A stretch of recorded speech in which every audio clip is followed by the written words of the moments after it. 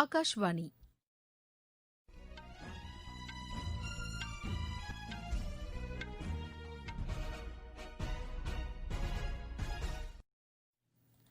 செய்திகள் வாசிப்பவர் மிருதுளா. தலைப்புச் செய்திகள்: பிரதமர் திரு நரேந்திர மோடி இரண்டாம் கட்ட அகமதாபாத் மெட்ரோ ரயில் திட்டத்திற்கும் சூரத் மெட்ரோ ரயில் திட்டத்திற்கும் காணொலி காட்சி வாயிலாக இன்று அடிக்கல் நாட்டுகிறார்.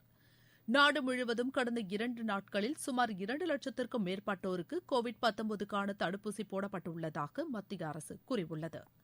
தேசிய சாலை பாதுகாப்பு மாதம் இன்று தொடங்கி அடுத்த மாதம் 17ஆம் தேதி வரை ஒருமாத காலத்திற்கு கடைபிடிக்கப்படுகிறது. வேளாண் சட்டங்கள் தொடர்பாக விவசாயிகளின் அச்சத்தை போக்க மத்திய அரசு தயாராக இருப்பதாக வேளாண் துறை அமைச்சர் திரு நரேந்திர சிங் தோமர் கூறியுள்ளார். ISL கால்பந்து போட்டியில் சென்னை அணி இன்று ஈஸ்ட் பெங்கால் அணியை எதிர்கொள்கிறது. இனி விரிவான செய்திகள்.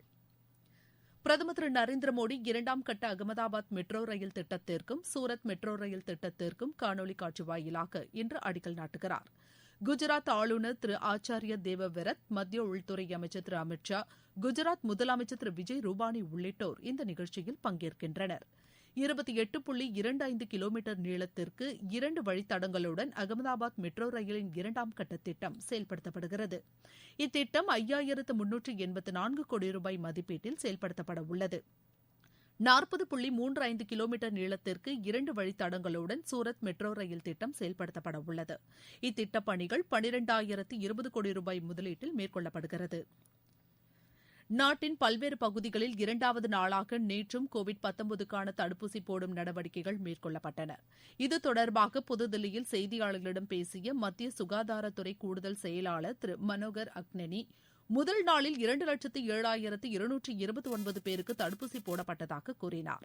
முதல் நாளிலேயே இந்த அளவு அதிக எண்ணிக்கையில் கோவிட்-19 தடுப்பூசி பிற நாடுகளில் போடப்படவில்லை என்றும் அவர் தெரிவித்தார்.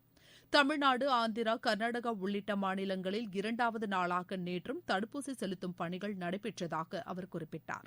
நேற்று 17,072 பேருக்கு தடுப்பூசி போடப்பட்டதாகவும் முதல் 2 நாட்களில் மொத்தம் 2,24,301 பேருக்கு தடுப்பூசி செலுத்தப்பட்டுள்ளதாகவும் அவர் கூறினார். மக்கள் மத்தியில் சாலை பாதுகாப்பு குறித்த விழிப்புணர்வை ஏற்படுத்துவதற்காக தேசிய சாலை பாதுகாப்பு மாதம் இன்று தொடங்கி அடுத்த மாதம் 17ஆம் தேதி வரை ஒருமாத காலத்திற்கு கடைபிடிக்கப்படுகிறது. சாலை விபத்துகளை குறைக்கும் நோக்கில் தேசிய சாலை பாதுகாப்பு மாதத்தில் விழிப்புணர்வு நிகழ்ச்சிகள் நடத்தப்படும் என்று சாலை போக்குவரத்து அமைச்சகம் கூறியுள்ளது.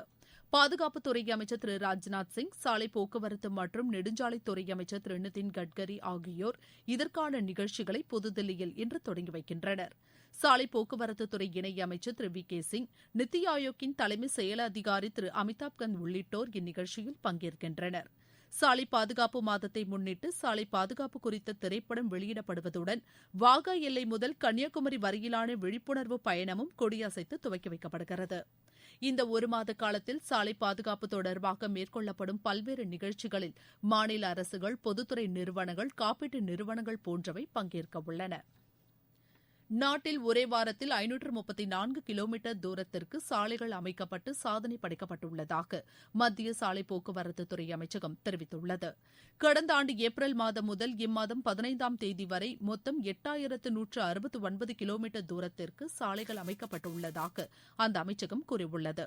சராசரியாக நாள் ஒன்றுக்கு 28.16 கிலோமீட்டர் தூரத்திற்கு சாலைகள் அமைக்கப்பட்டுள்ளன எனவும், கடந்த ஆண்டு இதே காலகட்டத்தில் 7,573 கிலோமீட்டர் தூரத்திற்கு சாலைகள் அமைக்கப்பட்டிருந்ததாகவும் சாலை போக்குவரத்து மற்றும் நெடுஞ்சாலைகள் அமைச்சகம் கூறியுள்ளது. வரும் மார்ச் 31ஆம் தேதிக்குள் 11,000 கிலோமீட்டர் தூரத்திற்கு சாலைகள் அமைக்கும் இலக்கு எட்டப்படும் என்றும் அந்த அமைச்சகம் நம்பிக்கை தெரிவித்துள்ளது. G7 உச்சி மாநாட்டில் பங்கேற்க பிரிட்டனுக்கு வருமாறு பிரதமர் திரு நரேந்திர மோடிக்கு அந்நாட்டு பிரதமர் திரு போரிஸ் ஜான்சன் அழைப்பு விடுத்துள்ளார். ஜூன் மாதம் 11ஆம் தேதி முதல் 13ஆம் தேதி வரை கார்ன்வால் நகரில் இந்த மாநாடு நடைபெறவுள்ளது.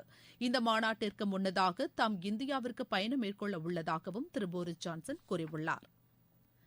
டிஜிட்டல் முறையிலான ஓய்வூதியம் வழங்கும் நடைமுறையின் மூலம் மூத்த குடிமக்களின் சிரமங்கள் குறைக்கப்பட்டுள்ளதாக மத்திய பணியாளர் நலத்துறை அமைச்சர் திரு ஜிதேந்திர சிங் தெரிவித்துள்ளார்.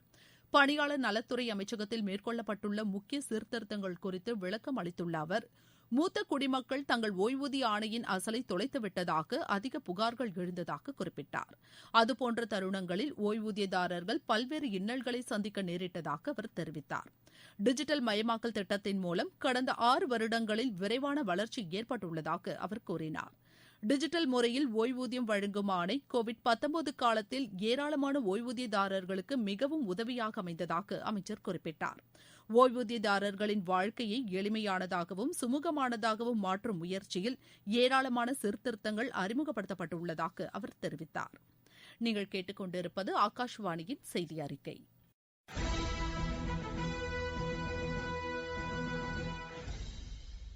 கோவிட்-19 ஒழிப்போம், தடுப்பூசிக்கு தயாராவோம்.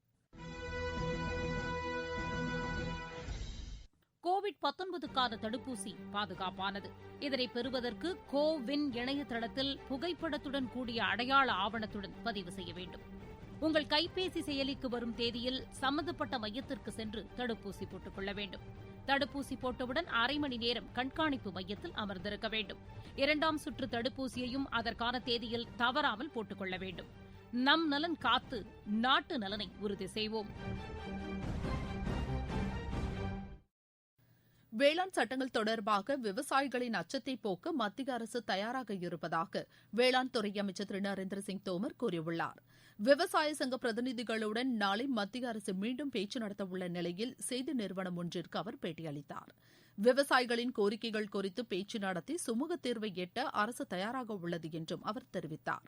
ஆனால் விவசாய சங்கத்தினர் சட்டங்களை திரும்பப் பெற வேண்டும் என்ற ஒரே நோக்கில் இருப்பதாக அவர் கூறினார். இதை தவிர தங்களது தேவைகள் குறித்து விவசாயிகள் விரிவாக எடுத்துரைக்கலாம் என்றும் அவர் தெரிவித்தார். அடுத்த சுற்று பேச்சுவார்த்தையின் போது புதிய வேளாண் சட்டங்களின் ஒவ்வொரு அம்சம் தொடர்பாகவும் விரிவாக ஆலோசனை நடத்த வருமாறு அவர் அழைப்பு விடுத்தார். அனுபவம் உள்ள விவசாயிகள், வேளாண் துறை வல்லுநர்கள் மற்றும் வேளாண் துறையை சார்ந்தவர்கள் போன்றோருடன் விரிவான ஆலோசனை நடத்திய பின்னரே இந்த சட்டம் கொண்டுவரப்பட்டுள்ளதாக அவர் குறிப்பிட்டார். மத்திய கல்வி அமைச்சர் திரு ரமேஷ் பொக்ரியால் நிஷாங்க் கேந்திரிய வித்யாலயா பள்ளி மாணவர்களுடன் இன்று காணொலி காட்சி வாயிலாக கலந்துரையாட உள்ளார். நாடு முழுவதும் பல்வேறு பகுதிகளில் உள்ள மாணவர்களுடன் கலந்துரையாடும் அவர் கோவிட்-19 பாதிப்பு காலத்தில் தீக்ஷா செயலி வாயிலாக கல்வி கற்றலின் பயன்கள் குறித்து மாணவர்களுக்கு எடுத்துரைக்க உள்ளார். தொழில்நுட்பத்தை பயன்படுத்தி எளிதாக கற்பது குறித்தும் மாணவர்களுக்கு அவர் விளக்கிக் கூறவுள்ளார். தொற்று பாதிப்பு காலத்திற்கு பின்னர் பள்ளிகள் முழுமையாக திறக்கப்படும்போது புதிய மாற்றங்களோடு கல்வி கற்பது குறித்தும் மாணவர்களுக்கு அவர் எடுத்துரைக்க உள்ளதாக கல்வி அமைச்சகம் கூறியுள்ளது. பிரபல இந்துஸ்தானி இசைக்கலைஞர் உஸ்தாத் குலாம் முஸ்தபா கான் மும்பையில் நேற்று காலமானார். அவருக்கு வயது 89. இந்துஸ்தானி இசையில் மிக சிறந்து விளங்கிய அவர் ஹிந்தி திரைப்பட பாடல்களையும் பாடியுள்ளார். சங்கீத நாடக அகாடமி விருதை பெற்றுள்ள அவர் மத்திய அரசின் உயரிய விருதுகளான பத்மஸ்ரீ, பத்மபூஷன், பத்ம விபூஷன் ஆகிய விருதுகளையும் பெற்றுள்ளார். அவரது மறைவிற்கு பல்வேறு தலைவர்கள் இரங்கல் தெரிவித்துள்ளனர். குடியரசுத் தலைவர் திரு ராம்நாத் கோவிந்த் வெளியிட்டுள்ள இரங்கல் செய்தியில் குலாம் உஸ்தாத் முஸ்தபா கானின் மறைவு இசை உலகிற்கு பேரிழப்பு என்றும் இளைய தலைமுறை சிறந்த வழிகாட்டியை இழந்துவிட்டதாகவும் குறிப்பிட்டுள்ளார். அவருக்கு தாம் பத்ம விபூஷன் விருதை வழங்கியதை பெருமையாக நினைப்பதாகவும் குடியரசுத் தலைவர் கூறியுள்ளார். பிரதமர் திரு நரேந்திர மோடி வெளியிட்டுள்ள இரங்கல் செய்தியில் கலை உலகம் மிக சிறந்த கலைஞரை இழந்துவிட்டதாக தெரிவித்துள்ளார். சட்டப்பேரவைத் தேர்தல் நடைபெறவுள்ள அசாம் மாநிலத்திற்கு தலைமை தேர்தல் ஆணையர் திரு சுனில் அரோரா தலைமையிலான தேர்தல் ஆணையக்குழு இன்று செல்கிறது. 3 நாள் பயணமாக அங்கு செல்லும் இந்த குழுவினர் மாநிலத்தில் உயர் அதிகாரிகளுடன் தேர்தல் ஏற்பாடுகள் குறித்து ஆலோசனை நடத்தவுள்ளனர்.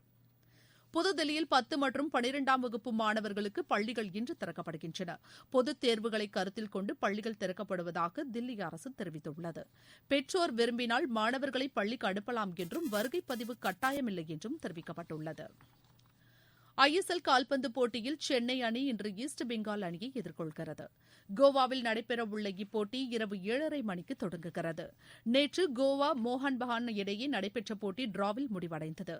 மற்றொரு ஆட்டத்தில் ஒருங்கிணைந்த வடகிழக்கு அணி 2-1 என்ற கோல் கணக்கில் ஜம்ஷெட்பூர் அணியை வென்றது. இந்தியாவுக்கு எதிரான 4வது மற்றும் இறுதி கிரிக்கெட் டெஸ்ட் போட்டியின் 4ஆம் நாளான இன்று ஆஸ்திரேலியா 2வது இன்னிங்ஸில் சற்று முன்வரை 4 விக்கெட் இழப்பிற்கு 137 ரன் எடுத்துள்ளது.